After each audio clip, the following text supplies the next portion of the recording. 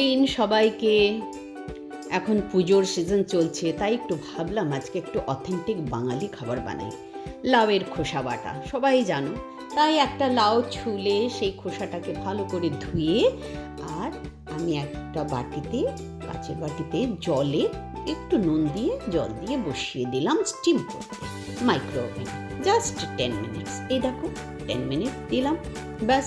এদিকে একটা বাটিতে নারকেল বুড়াদা, কেন কি আমার কাছে ফ্রেশ নারকেল ছিল না, তাই গরম জলে ভিজিয়ে দিলাম।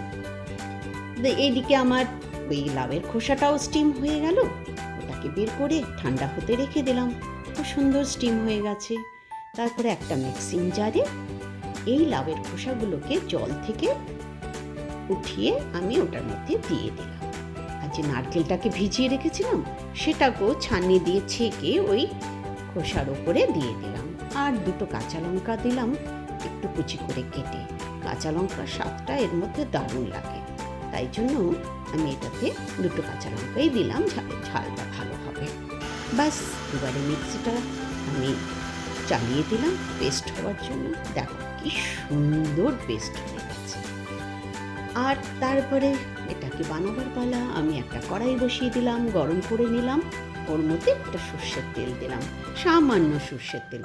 সর্ষের তেল দিলে যে কোনো বাটাতে স্বাদটা খুব ভালো লাগে। ওর মধ্যে একটা শুকনো লঙ্কা গোটা ভাজা, আমার ভীষণ ভালো লাগে জানো। যে কোনো বাটার সাথে একটা শুকনো লঙ্কা ভাজা না হলে কি চলে? তোমাদের কার কার ভালো লাগে আমাকে জানিও। একটু কালো জিরের ফোড়ন দিলাম আর একটু হিং ফোড়ন দিলাম।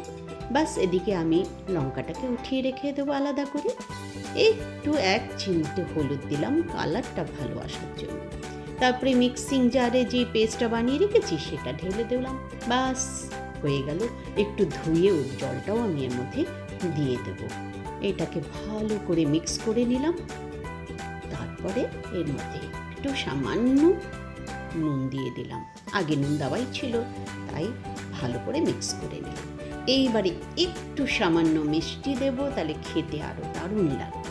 এই যে ছোট্ট একটা চামচে দিয়ে দিলাম। বাস, হয়ে গেল আমার লাউয়ের খোসা বাটা।